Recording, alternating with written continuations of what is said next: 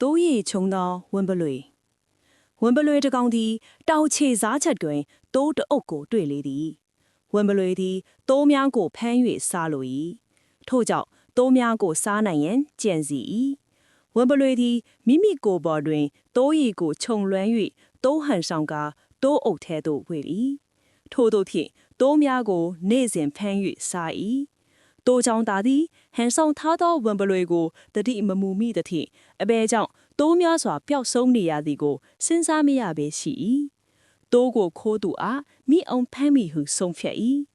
ခိုးသူမိလျင်လဲဘင်းကိုကြိုးကွင်းတက်၍တစ်ပင်၌ဆွဲထားလိုက်မည်ဟုကြုံဝါ၏တိုးများမှာတကောင်ပြီးတကောင်ပျောက်ဆုံးနေ၏တိုးကြောင့်သာသည်တိုးအုပ်တွင်သို့ဝင်၍နေရောညပါစောင့်ရှောက်၏တနေ့တနာတိုးအုပ်တွင်တိုးတကောင်သည်မြက်ကိုလည်းမစားအခြားတိုးများကဲ့သို့မရွေလျှောက်သည်ကိုအကဲခတ်မိ၏ဤအကောင်သည်တိုးမဟုတ်တိုးရီခြုံထားသောဝံပလွေသာဖြစ်ရမည်ရန်သူကိုတွေ့သည်တိုးကြောင့်သာသည်ဝံပလွေကိုကြိုးကွင်းဖြစ်၍ဖမ်းလိုက်၏ထို့နောက်တစ်ပင်တွင်တွဲလောင်းချီထားလိုက်၏ထိုအချိန်တွင်အခြားတိုးကြောင့်သားနှစ်ဦးသည်ရောက်ရှိလာ၏တစ်ပင်တွင်တွဲလောင်းချီထားသောတိုးရကောင်ကိုတွေ့မြင်ကြ၍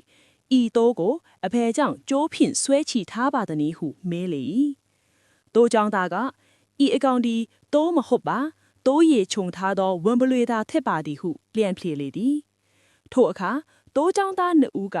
မိတ်ဆွေဟန်ဆောင်သူသည်ကြောက်เสียအကောင်းဆုံးရန်သူဖြစ်သည်ဟုမှတ်ချက်ချလိုက်လေသည်